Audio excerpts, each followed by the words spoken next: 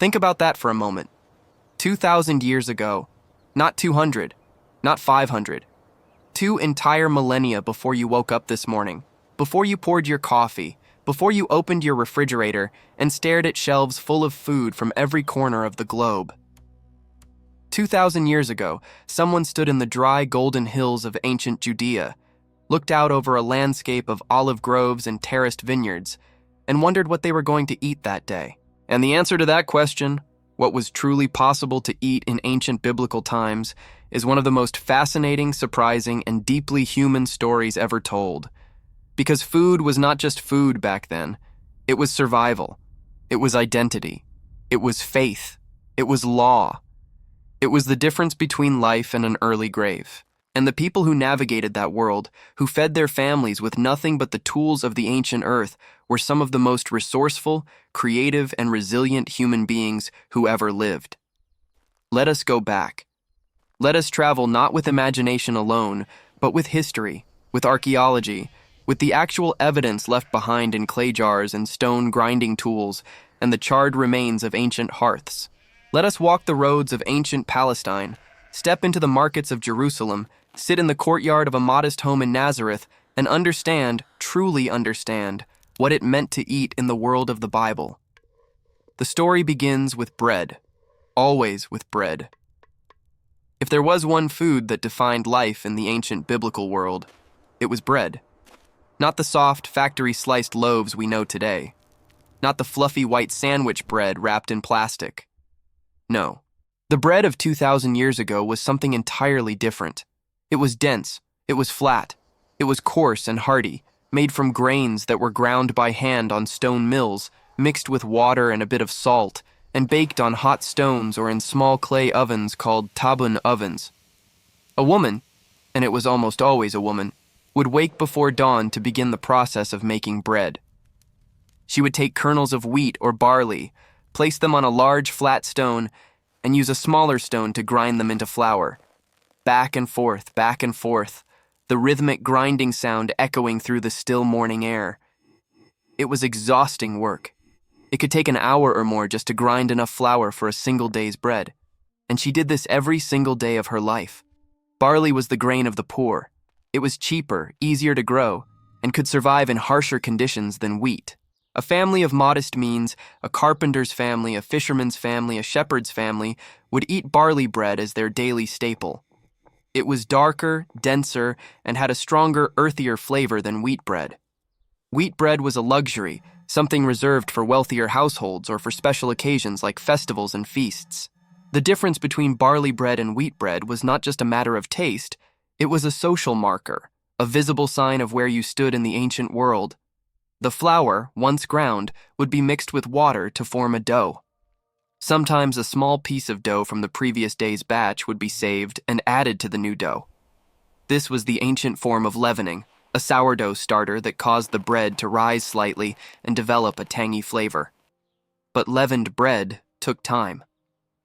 It needed hours to rise, and in the hot climate of the ancient Near East, the fermentation process could be unpredictable. So unleavened bread, flat, simple, quick to make, was extremely common. It could be mixed, shaped, and baked in a matter of minutes. Slap it onto a hot stone beside the fire, wait for it to puff and brown, peel it off, and eat it while it was still warm. This was the daily bread of millions of people for thousands of years. The tabun oven was a marvel of ancient engineering in its simplicity. It was essentially a dome of clay, about 2 feet high, with a hole at the top for ventilation and an opening at the base for fuel. Dried animal dung, straw, and small sticks were burned inside to heat the walls of the oven. Once the walls were scorching hot, the flat rounds of dough were pressed against the inside walls, where they baked in seconds. The bread would blister and char slightly, developing a smoky flavor that no modern oven can replicate. Families shared these ovens. Neighbors took turns.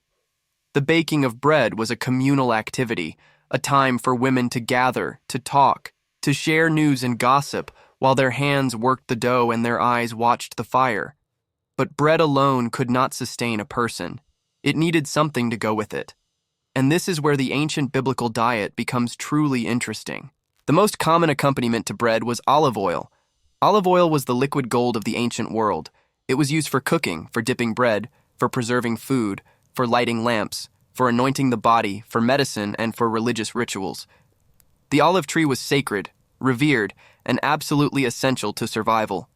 A family's olive grove was their most precious possession. To lose your olive trees, to drought, to war, to debt, was to lose everything. The process of making olive oil was labor-intensive but straightforward. Olives were harvested in the fall, usually by beating the branches with long sticks until the fruit fell to the ground or onto cloths spread beneath the trees. The olives were then taken to a press, a large stone basin with a heavy stone wheel that rolled over the olives, crushing them into a paste. This paste was then placed in woven baskets and stacked under a beam press, a massive wooden beam weighted with stones that slowly squeezed the oil from the pulp. The first pressing produced the finest oil, clear, golden, with a rich, peppery flavor. This was the oil used for sacred purposes and for the tables of the wealthy. Subsequent pressings produced lower grades of oil, still useful for cooking and for lamps, but not as prized. A typical family would dip their bread into a shallow dish of olive oil, sometimes mixed with herbs or spices. This simple combination, bread and oil, was the foundation of the ancient diet. It provided carbohydrates for energy and fats for sustained nourishment. It was humble, it was basic, but it kept people alive and working in a world that demanded constant physical labor. Now let us talk about what grew in the gardens and fields of the ancient biblical world. Vegetables and legumes played an enormous role in daily eating, though they were not always the glamorous centerpiece of a meal. Lentils were perhaps the most important legume of the ancient world. They were cheap, nutritious, packed with protein, and easy to cook. A pot of lentil stew, thick, brown, seasoned with onions, garlic, cumin, and a drizzle of olive oil, was a meal that could feed an entire family for very little cost. Lentils could be dried and stored for months, making them an essential food for lean times when fresh produce was scarce. Beans and chickpeas were also widely consumed. Chickpeas could be boiled and mashed into a paste, an early ancestor of what we now call hummus, or roasted and eaten as a crunchy snack. Fava beans were stewed with herbs and garlic, creating hearty dishes that stuck to the ribs and fueled long days of labor in the fields. These legumes were the protein source of the common people, the food that kept muscles strong and bodies moving when meat was too expensive or too scarce to eat regularly. Onions and garlic were the flavor foundations of ancient cooking. They grew easily in the Mediterranean climate and were used in almost every cooked dish. Leeks, cucumbers, and melons were also cultivated and enjoyed, particularly in the warmer months. Wild herbs grew abundantly on the hillsides: thyme, oregano, mint, dill, coriander, and hyssop, and were gathered by women and children to season stews, flavor bread, and brew simple herbal teas that were believed to aid digestion and promote health. Fruits were a beloved part of the ancient diet, and the land of the Bible was blessed with an abundance of them. Figs were among the most important. The fig tree was so central to daily life that it became a powerful symbol of peace and prosperity. To sit under your own fig tree was a metaphor for contentment and security. Fresh figs were eaten in season, sweet, soft, bursting with flavor, and dried figs were pressed into cakes that could be stored and eaten throughout the year. These fig cakes were portable, calorie-dense, and incredibly useful for travelers, soldiers, and shepherds who needed food that would not spoil quickly. Dates were another critical fruit, especially in the hotter, more arid regions near the Jordan Valley and the Dead Sea. Date palms thrived in the scorching heat where other crops struggled to survive. Fresh dates were sweet and satisfying, and date honey, a thick, dark syrup made by boiling and straining dates, was one of the primary sweeteners of the ancient world. When the scriptures spoke of a land flowing with milk and honey, many scholars believe the honey referred to was not bee honey at all, but this rich, sweet date syrup that was so central to the ancient diet. Grapes were the third pillar of ancient fruit cultivation, and they occupied a special place in the culture, economy, and daily life of the biblical world. Vineyards covered the hillsides of ancient Judea and Galilee, their terraced rows of vines a familiar sight across the landscape. Fresh grapes were eaten in season, of course, but the majority of the grape harvest was dedicated to two products: raisins and wine. Raisins were dried on flat rocks in the sun and stored for months. Like dried figs and dates, they were a concentrated source of sweetness and energy. But wine was the true treasure of the vineyard. Wine in the ancient biblical world was not a luxury. It was a daily necessity. It was consumed by rich and poor alike, by men and women, by adults and even children in diluted form. The water supply in the ancient Near East was often unreliable and sometimes contaminated, and the fermentation process that produced wine made it a safer alternative to drinking water in many cases. Ancient wine was typically thicker, stronger, and sweeter than what we drink today. It was almost always diluted with water before consumption. Drinking undiluted wine was considered barbaric, a sign of excess and lack of self-control. A typical ratio was 2 or 3 parts water to 1 part wine, creating a mildly alcoholic beverage that quenched thirst, provided calories, and offered a mild relaxation at the end of a hard day's work. The winemaking process was communal and celebratory. During the grape harvest in late summer, entire families and communities would gather in the vineyards to pick the ripe clusters.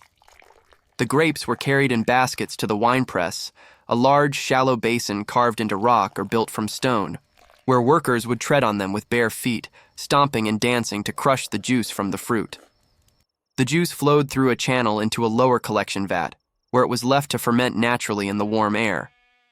The wild yeasts present on the grape skins would begin the fermentation process within hours, and within a few weeks, the juice would transform into wine.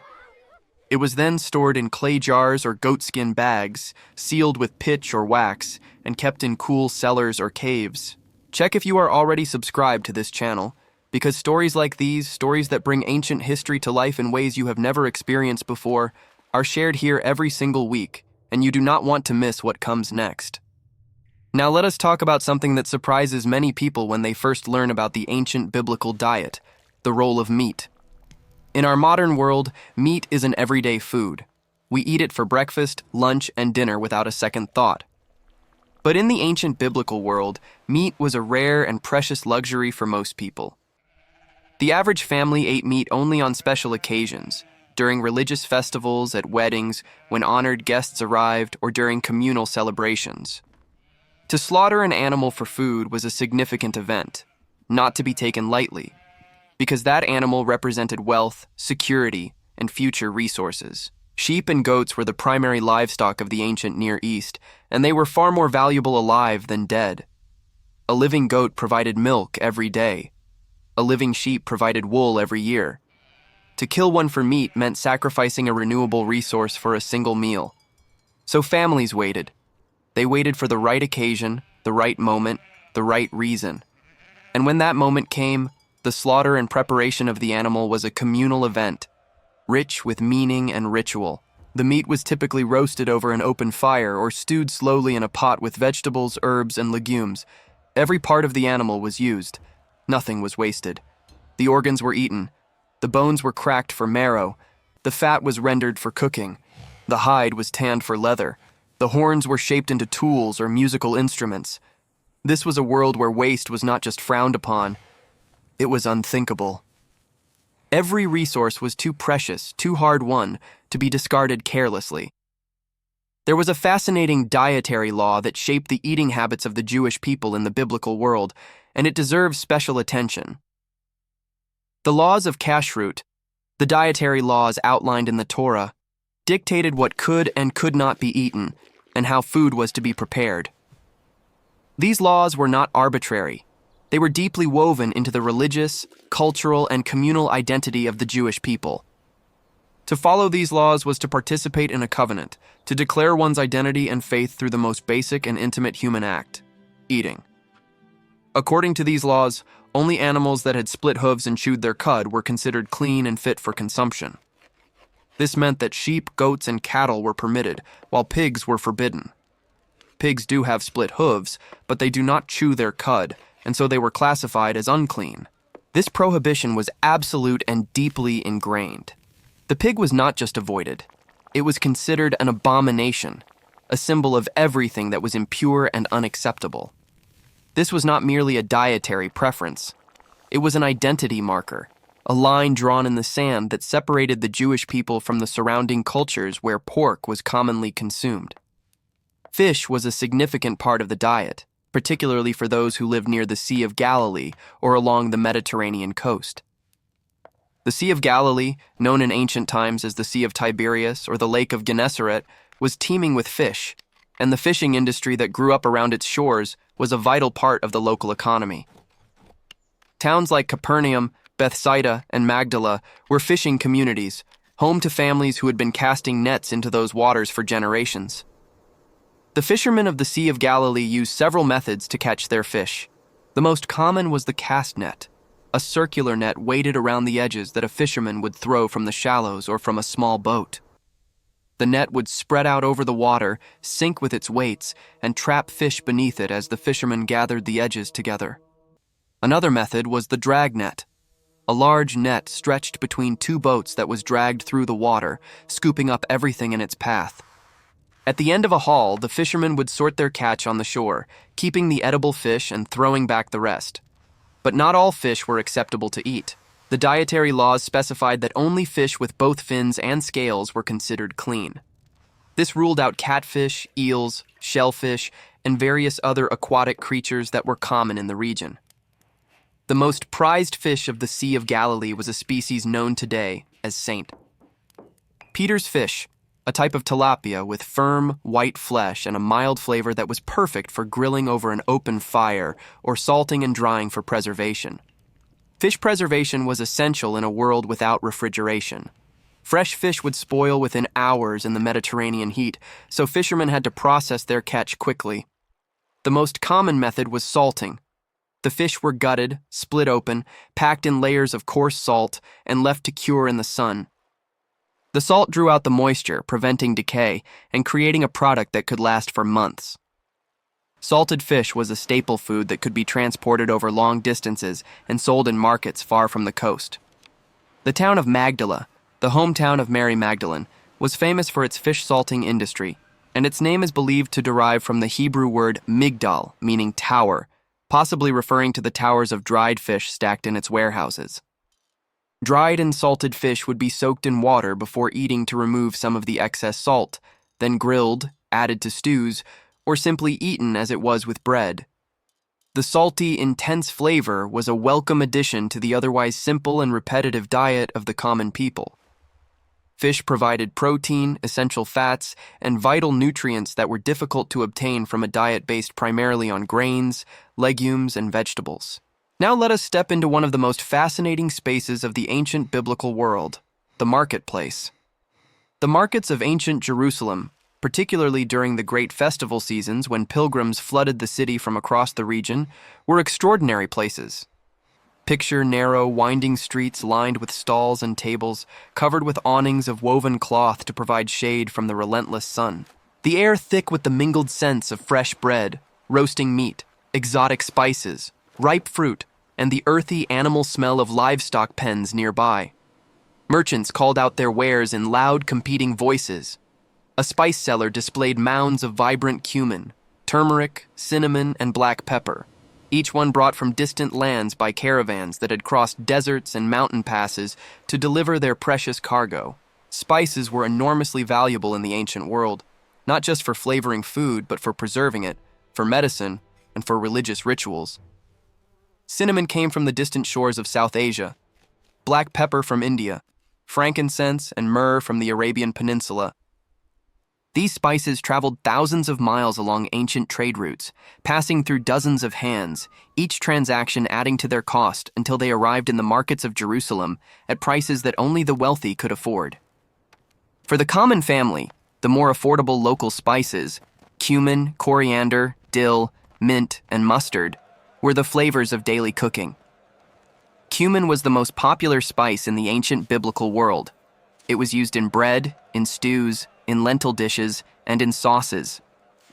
Its warm, earthy, slightly bitter flavor was the signature taste of ancient cooking, the seasoning that tied together the simple ingredients of the daily diet into something satisfying and delicious. Salt deserves special mention. Salt was not just a seasoning, It was a necessity, a preservative, and a currency. Without salt, food could not be preserved. Without preservation, food spoiled quickly in the heat, and families faced hunger and hardship. Salt was harvested from the shores of the Dead Sea, where the extreme salinity of the water left thick crusts of salt on the rocks and shoreline. It was gathered, processed, and traded throughout the region. A reliable supply of salt could mean the difference between a comfortable winter and a desperate one. Honey, as we mentioned, came primarily from dates in the form of date syrup, but bee honey was also known and treasured. Wild beehives were found in rock crevices, hollow trees, and cliffside caves. Harvesting wild honey was dangerous work, climbing rocky terrain, reaching into dark crevices, enduring the fury of thousands of protective bees. But the reward was a sweetener of incomparable flavor and value. Honey was used to sweeten foods, to preserve fruit, to make medicinal remedies, and as an offering of hospitality. To offer honey to a guest was a sign of generosity and respect. Let us now talk about dairy. Milk and its products were a fundamental part of the ancient biblical diet, but the milk came almost exclusively from goats and sheep, not cows.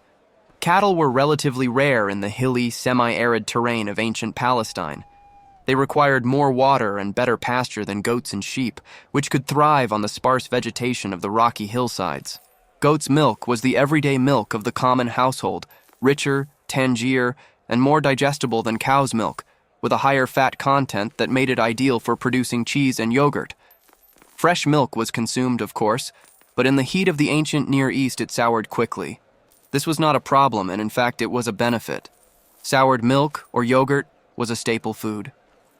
It was thick, tangy, and refreshing, and it could be consumed on its own, mixed with herbs, drizzled over bread, or diluted with water to make a cooling drink called Laban that was especially popular in the hot summer months.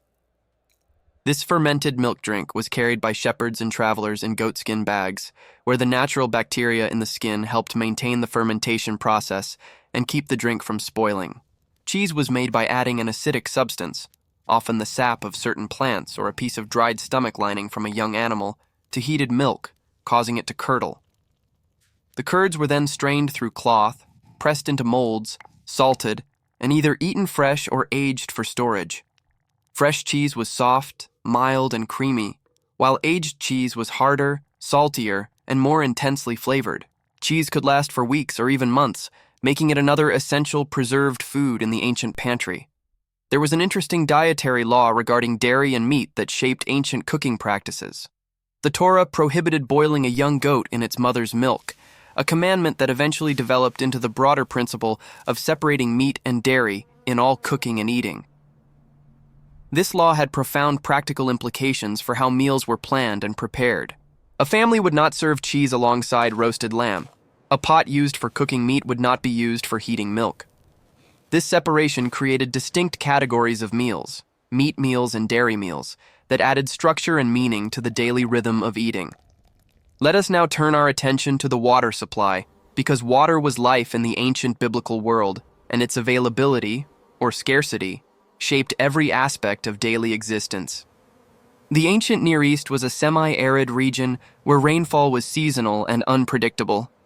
The rainy season lasted from roughly October to April, and during these months, water was collected and stored for the long, dry summer ahead.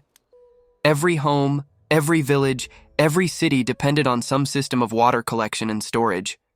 Cisterns were the most common solution. These were underground chambers carved into the limestone bedrock, sometimes plastered on the inside to prevent water from seeping out through the porous rock. Rainwater was channeled from rooftops, courtyards, and hillsides into these cisterns through a network of channels and gutters.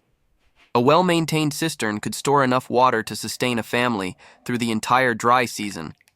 But cisterns were not foolproof. The plaster could crack, allowing water to leak away. The water could become stagnant and contaminated. Insects and small animals could fall in and drown, fouling the supply. Maintaining a clean, reliable cistern was a constant concern and a source of anxiety for every household. Natural springs were the most prized water sources. A village built near a reliable spring had a significant advantage over one that depended solely on cisterns and seasonal rainfall. Springs provided fresh, flowing water year-round, and the communities that controlled them held considerable power and influence. Wells, deep shafts dug down to the water table, were another important source, particularly in areas where springs were scarce. Drawing water from a deep well was hard, daily labor, usually performed by women and older children who would lower clay jars or leather buckets on ropes into the dark shaft, haul them up full and heavy, and carry them home on their heads or shoulders. The quality of water in the ancient world was often questionable by modern standards. Contamination from animal waste, agricultural runoff, and human activity was common, and waterborne illnesses were a constant threat. This is one reason why wine, diluted though it was, served as such an important daily beverage. The alcohol content, even when low, helped suppress some of the harmful microorganisms that could make water dangerous to drink. Now let us enter the ancient kitchen itself. Picture a modest home in a village like Nazareth, a small stone-walled structure with a flat roof, a single main room, and perhaps a smaller storage room or animal pen attached to one side. The floor was packed earth, sometimes covered with woven reed mats. The walls were rough-hewn limestone, plastered with a mixture of mud and straw. Light came from small, high windows and from the open doorway, which was covered with a curtain of heavy cloth or animal hide. The kitchen was not a separate room as we understand it. Cooking took place in the main living space or in the courtyard outside, depending on the weather and the season. The cooking area was centered around a simple hearth, a circle of stones on the ground where a fire of wood, charcoal, or dried dung was maintained. Above the fire, a clay pot or a flat griddle stone could be placed for cooking. The smoke from the fire rose through the room and escaped through the windows and doorway, but the ventilation was far from perfect, and the interior of many homes would have been smoky and dim. The cooking vessels were made of clay, simple handmade pots of various sizes, some with handles, some with lids, all fragile and in need of frequent replacement. A large pot for stews and soups, a smaller pot for heating water or milk, a shallow dish for frying with oil, a flat stone or ceramic griddle for baking bread. These were the essential tools of the ancient kitchen, and a skilled cook could produce an impressive variety of dishes with nothing more than these basic implements, an open fire, and the ingredients at hand. A typical day's cooking might go something like this. In the early morning, the woman of the house would grind grain and prepare the dough for bread. While the dough rested, she would rekindle the fire and set a pot of water to heat for a simple breakfast of warm porridge. Cracked wheat or barley boiled with water and a bit of salt, perhaps sweetened with date honey or topped with a dollop of yogurt. The bread would be baked fresh, torn into pieces, and dipped into olive oil or eaten alongside the porridge. The midday meal, if there was one, was usually light. A piece of bread with cheese, some olives, a handful of dried figs or raisins, maybe a few raw vegetables like cucumbers or onions. Workers in the fields would carry this simple lunch with them, wrapped in cloth, eating quickly in the shade of a tree or a stone wall before returning to their labor. The main meal of the day came in the evening, when the family gathered together after the day's work was done. This was the most substantial meal, and the one around which the social and emotional life of the family revolved. A pot of lentil stew would simmer over the fire, flavored with onions, garlic, cumin, and olive oil. Fresh bread would be baked and served hot. There might be a dish of yogurt mixed with chopped herbs, a bowl of olives, some fresh or dried fruit for sweetness at the end of the meal. On special occasions, there might be roasted or stewed meat, and the mood would be festive and celebratory. Meals were eaten communally, with the family sitting in a circle on the floor around a central dish or a flat mat on which the food was placed. There were no individual plates, no knives and forks. Bread served as the primary utensil. A piece torn from the loaf was used to scoop up stew, to pinch a bit of cheese, to soak up oil, to wrap around a piece of meat. The right hand was used for eating, and etiquette demanded that one eat with modesty and consideration for others, not grabbing greedily or taking more than one's share. The social and spiritual dimensions of eating in the ancient biblical world cannot be overstated. Meals were acts of communion, not just in the religious sense, but in the deepest human sense of sharing, belonging, and connection. To eat with someone was to declare a bond of trust and fellowship. To refuse to eat with someone was a profound insult and a declaration of separation. Hospitality, the offering of food and drink to strangers and guests, was one of the highest virtues of the ancient world, a sacred obligation that transcended social class, ethnic identity, and personal convenience.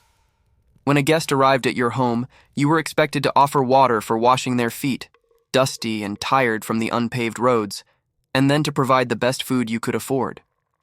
Even a poor family would go to extraordinary lengths to honor a guest with a generous meal, because the treatment of guests was believed to reflect the character and worthiness of the host. There are countless stories in the biblical tradition of hospitality offered and received, of strangers welcomed and fed, of the profound connections that formed over shared meals in that ancient world. Now, if you are listening to this and something inside you is stirring, a curiosity about the ancient world, a fascination with how people really lived and ate and survived, then I want you to pause for just a moment. Think about this. Think about the simple power of bread and olive oil. Think about the woman grinding grain at dawn. Think about the fisherman casting his net into the dark waters of the Sea of Galilee before sunrise.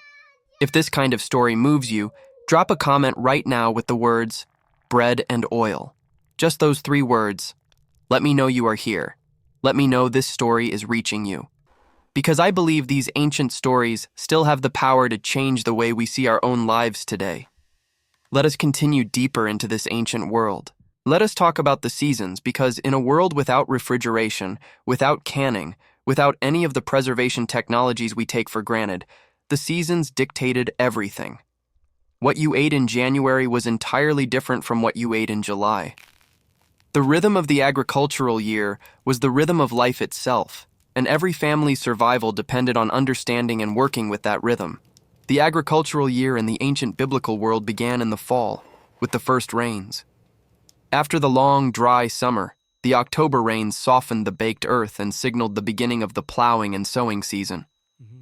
Farmers would take their simple wooden plows, little more than a sharpened stick attached to a frame, pulled by an ox or a donkey, and break the hardened soil of their fields. The seeds were sown by hand, scattered in broad sweeps across the plowed furrows, and then covered by dragging a branch or a board across the surface. Wheat and barley were planted first, as they needed the cooler, wetter months to germinate and grow. The fields would turn green through the winter, sustained by the periodic rains that swept in from the Mediterranean. Farmers watched the sky anxiously, praying for sufficient rainfall, knowing that a drought could mean catastrophe. Too little rain, and the crops would wither. Too much rain at the wrong time, and the crops could rot or be beaten down by storms.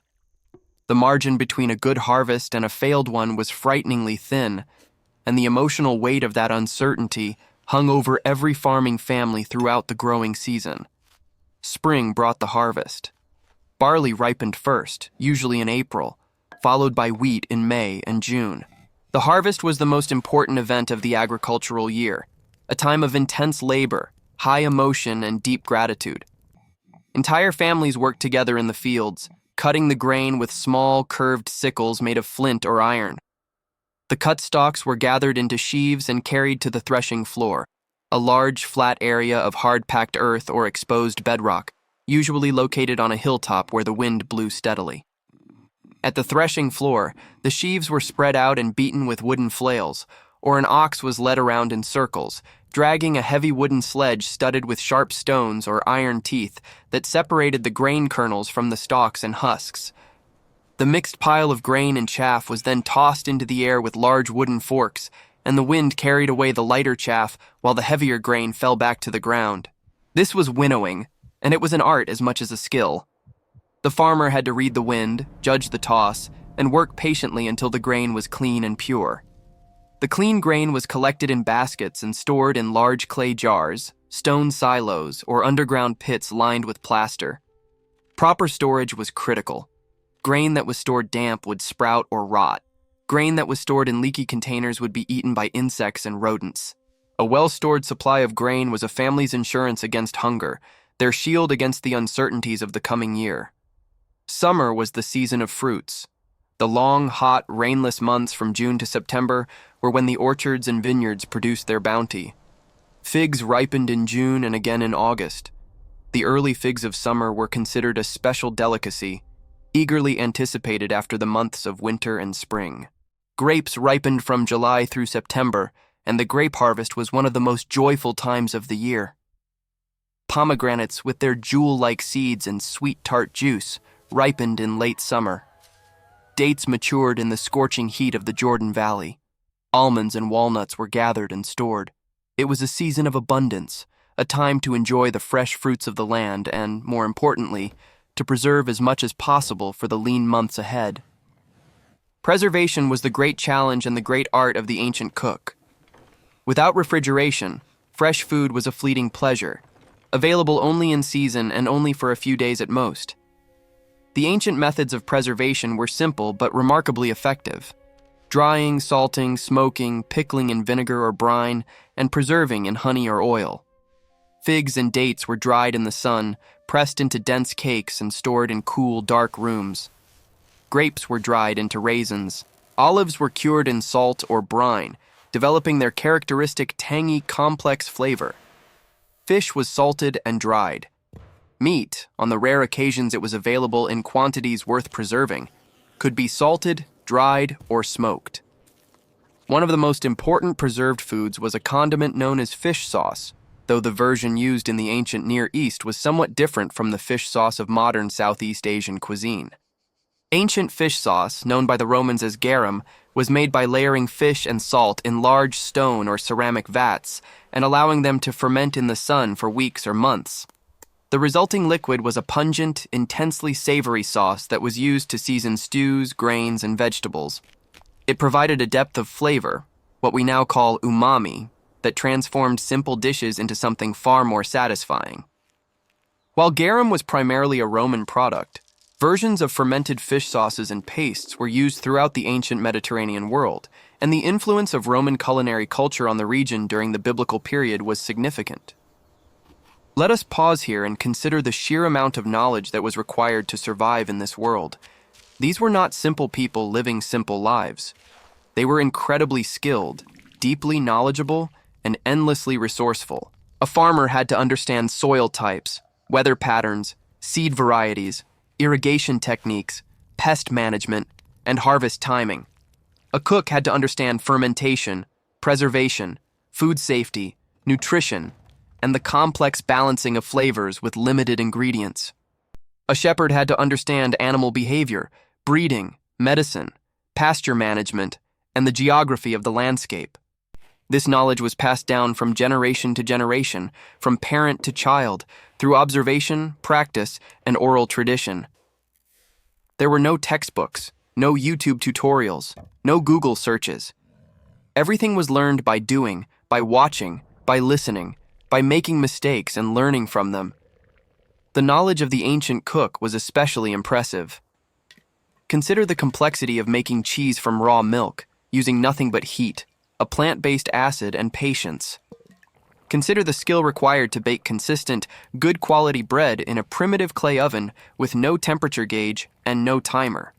Consider the understanding of fermentation needed to turn grape juice into wine, milk into yogurt, cabbage into pickles, or fish into sauce.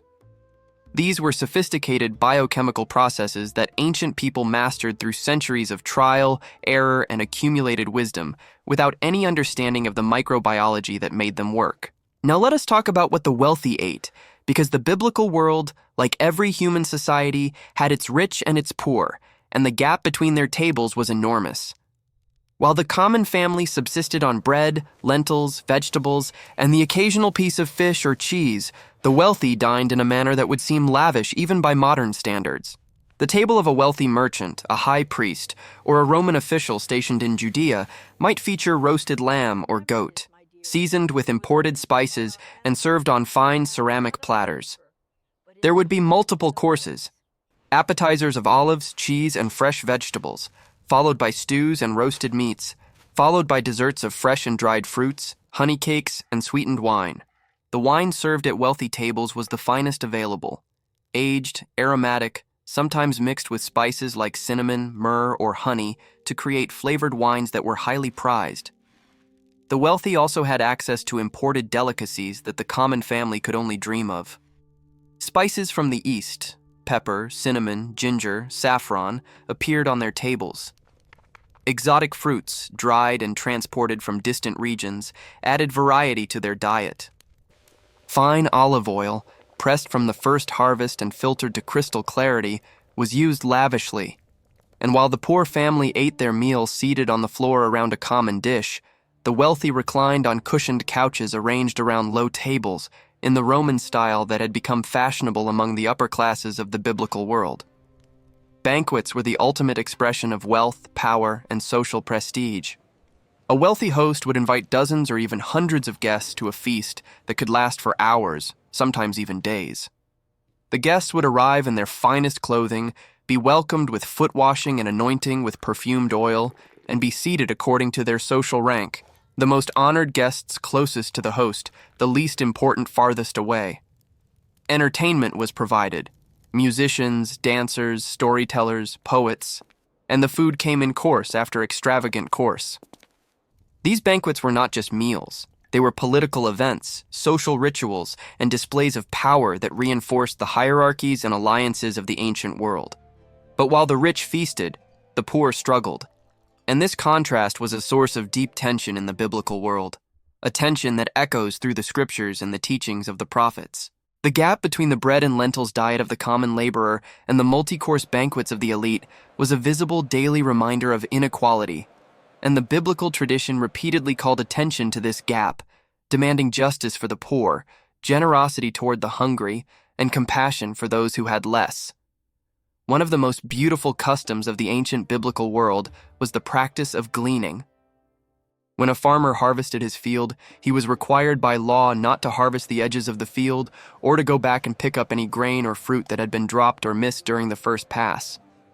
These leftovers, the gleanings, were reserved for the poor, the widows, the orphans, and the strangers in the land. Anyone in need could come to a harvested field and gather whatever remained, without shame, without payment, without obligation. It was a form of social welfare built into the very fabric of agricultural life, a recognition that the abundance of the land was not meant to be hoarded by those who owned it, but shared with those who had nothing. This practice was not just a nice idea, it was law. It was enforced by community expectation and religious obligation, and it provided a crucial safety net for the most vulnerable members of society, ensuring that even in a world of harsh inequality, no one would be completely forgotten or left to face starvation alone. Let us now journey to the shores of the Mediterranean and consider the broader world that surrounded and influenced the biblical diet. The ancient Near East did not exist in isolation. It sat at the crossroads of three continents, Africa, Asia, and Europe, and was connected to the wider world by a web of trade routes that carried not just goods, but ideas, techniques, and culinary traditions across vast distances. The influence of Egypt was profound. For centuries, the land of the Bible had been under Egyptian cultural and sometimes political influence, and the food traditions of Egypt left deep marks on the region. The Egyptians were master bakers, brewers, and agricultural innovators. They cultivated a wider variety of grains and vegetables than their neighbors. They brewed beer, a thick, nutritious, slightly alcoholic beverage made from fermented barley bread. That was a staple of the Egyptian diet, but less common in the biblical world. The biblical texts themselves reference the Israelites longing for the foods of Egypt during their wilderness journey: the fish, the cucumbers, the melons, the leeks, the onions, and the garlic that they had eaten freely in the land of the Nile. The influence of Mesopotamia, the great civilizations of Babylon and Assyria to the northeast, was equally significant. Mesopotamia was the birthplace of agriculture itself, the region where humans first domesticated wheat and barley, first planted orchards and gardens, first developed irrigation systems to water their crops. The culinary knowledge that originated in Mesopotamia, bread baking, beer brewing, meat preparation, spice blending, spread throughout the ancient Near East and formed the foundation on which the biblical diet was built.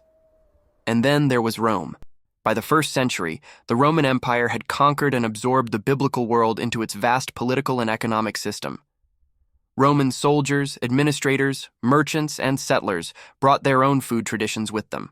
A love of garum, a preference for wheat over barley, an enthusiasm for wine, a taste for elaborate banquets and exotic ingredients. Roman roads made trade easier and faster. Roman ships carried grain and olive oil across the Mediterranean, and Roman markets offered products from every corner of the known world. The presence of Rome changed the food landscape of the biblical world in both obvious and subtle ways.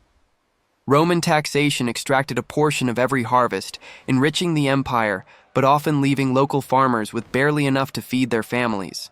Roman demand for grain, olive oil, and wine drove up production, but also increased the pressure on the land and its people. Roman culinary fashion influenced the upper classes, who adopted Roman dining customs and imported Roman ingredients, widening the gap between the food of the elite and the food of the common people. But the common people endured. They always did. With their bread and their lentils, their olive oil and their figs, their goat cheese and their dried fish, they fed their families, celebrated their festivals, mourned their losses, and carried on the ancient traditions of their ancestors. They ate what the land gave them. They preserved what they could. They shared what they had. And in doing so, they created a food culture of extraordinary depth, resilience, and meaning, a culture that still echoes through the cuisines of the Mediterranean world today. If you have been watching this far, if this journey into the ancient world has captured your imagination and stirred something in your heart, then I want to ask you to do something. Hit the like button. Share this with someone who loves history, who loves food, who loves understanding how people really lived in the world of the Bible.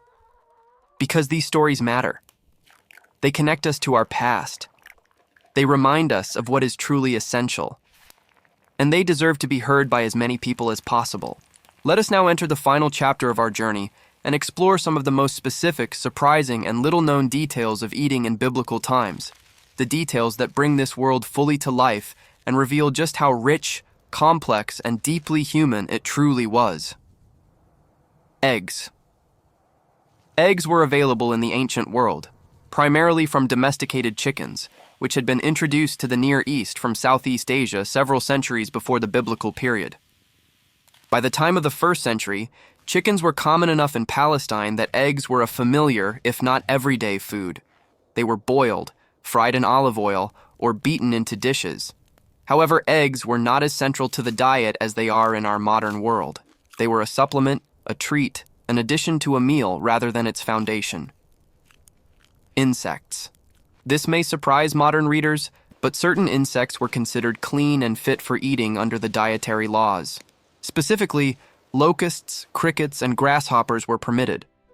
Locusts, in particular, were an important food source, especially for the poor and for those living in desert or semi-desert regions. When the vast swarms of locusts descended on the land, a terrifying and devastating event that could strip an entire region's crops in a matter of hours, the people discovered that the destroyers could also be a source of sustenance. Locusts were gathered, their wings and legs removed, and they were roasted over a fire, dried in the sun, or ground into a protein-rich flour that could be mixed into bread or porridge.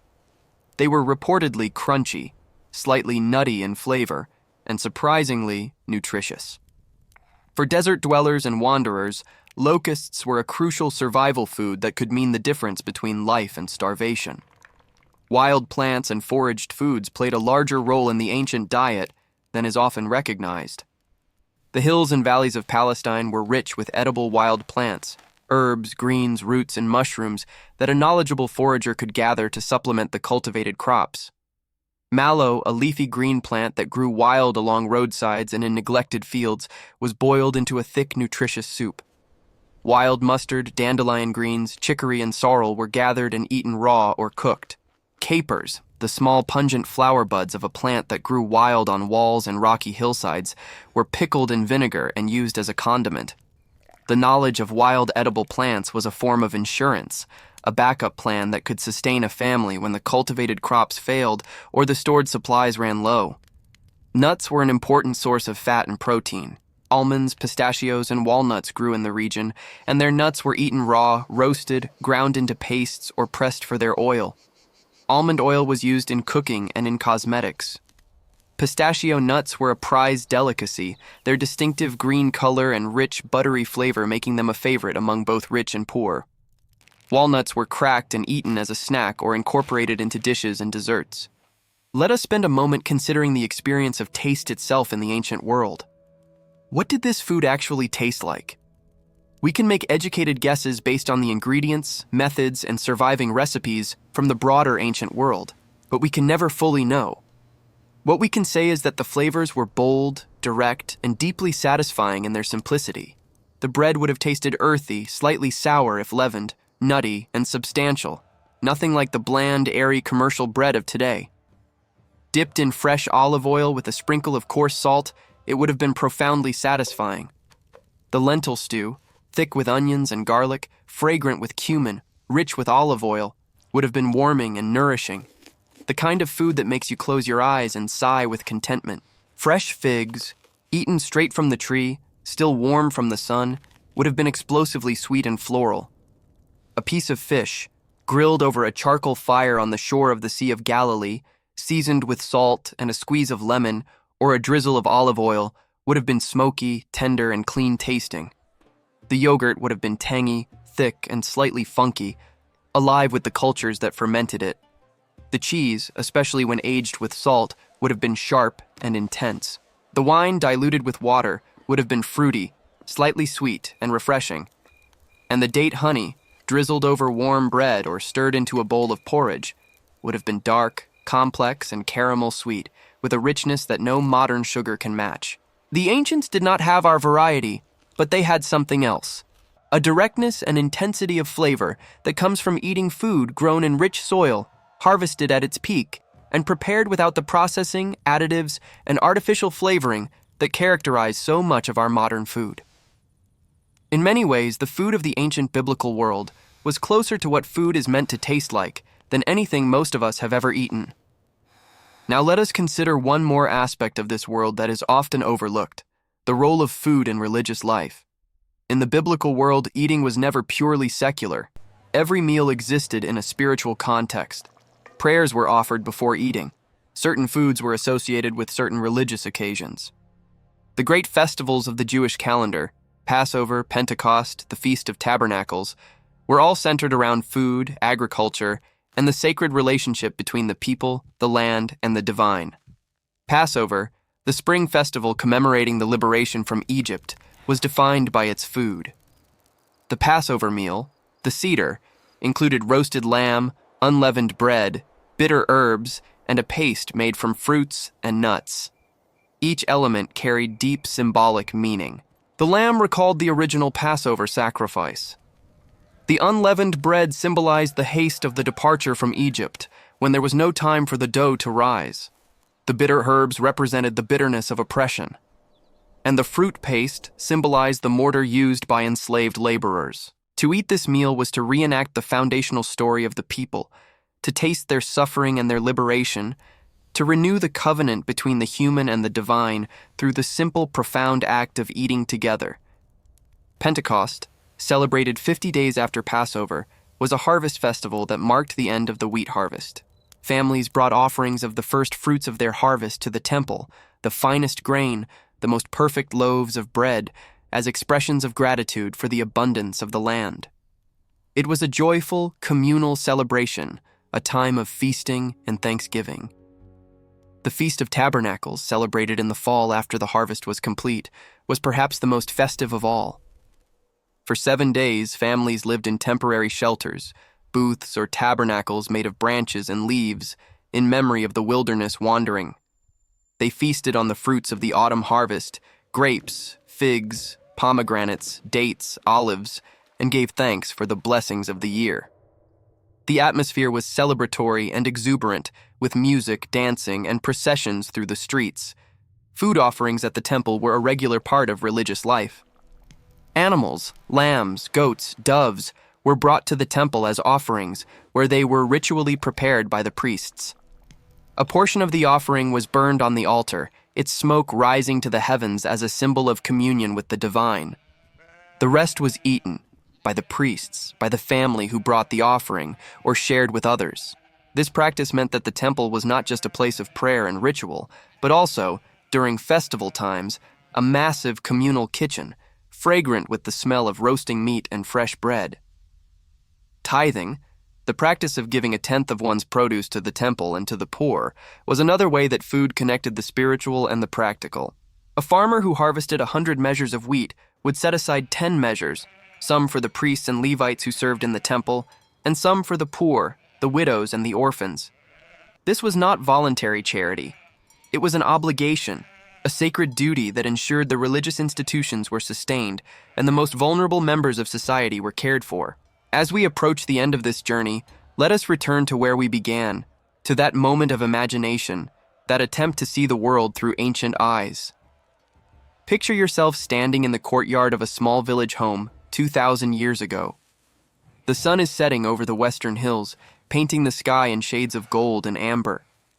The air is cooling after a hot day, and a gentle breeze carries the scent of wild thyme from the hillside above. Inside, a fire crackles in the hearth, and the rich aroma of lentil stew fills the room. Fresh bread is cooling on a stone near the fire, its surface golden and slightly charred. A clay dish of olive oil sits ready, a few olives and a piece of white goat cheese beside it. A clay jug of diluted wine waits on a low wooden shelf. The family gathers. The father, his face weathered and brown from a day in the fields. The mother, her hands still dusted with flour from the morning's grinding. The children, their feet dirty, their eyes bright with the energy of youth. They sit on the floor, on woven reed mats, around the pot of stew and the fresh bread. A prayer is spoken, a simple, heartfelt expression of gratitude for the food, the family, the day, the life. And then they eat. They tear the bread, dip it in oil, scoop the thick steaming stew. They talk about the day, the work in the field, the gossip from the well, the lamb that wandered off and had to be found. They laugh. They argue. They share. They connect. This scene played out thousands of times in thousands of homes across hundreds of years. And while the details varied, the specific dishes, the local customs, the family dynamics, the essence was the same. Food was life. Food was love. Food was community. Food was faith. And the people of the ancient biblical world understood this in a way that we, with our drive-thrus and our delivery apps and our meals eaten alone in front of screens, have largely forgotten. The foods of the ancient biblical world, the bread, the oil, the wine, the figs, the dates, the lentils, the fish, the cheese, the herbs, the honey, were not just sustenance. They were the building blocks of a civilization, the threads that wove together the fabric of a society, the sacred elements of a relationship between people and the divine that endured for millennia. They were simple foods, grown and prepared with immense skill and knowledge, eaten with gratitude and shared with love. And here is the most remarkable thing of all. Almost every single one of these foods is still available to us today. You can buy barley flour and bake flat bread on a hot stone. You can press olives for oil. You can ferment grapes into wine. You can boil lentils with cumin and garlic. You can eat fresh figs and dates and pomegranates. You can make yogurt from goat's milk. You can grill fresh fish over charcoal. The ingredients have not changed. The basic techniques have not changed. The flavors, at their core, have not changed. 2,000 years is a long time in human history, but in the story of food, it is a single heartbeat. If you have watched all the way to this point, then you are someone who truly appreciates stories like these. And I want to hear from you. If you watched until the end, leave a comment saying, "I watched until the end," so I can know who you are and recognize the people who truly love the stories on this channel. Your comment means the world to me, and it helps this channel reach more people who share your curiosity and your love of history. If you are not already subscribed, now is the time. Hit that subscribe button so you never miss another journey into the past. We go deep here. We bring history to life with the kind of detail and emotion that you will not find anywhere else. And if this story moved you, if it made you see the ancient world in a new way, please hit the like button and share it with someone you think would appreciate it. A friend, a family member, a fellow history lover. Every like and every share helps this channel grow, and it tells me that these stories are worth telling. Thank you for being here. Thank you for traveling with me through 2,000 years of history.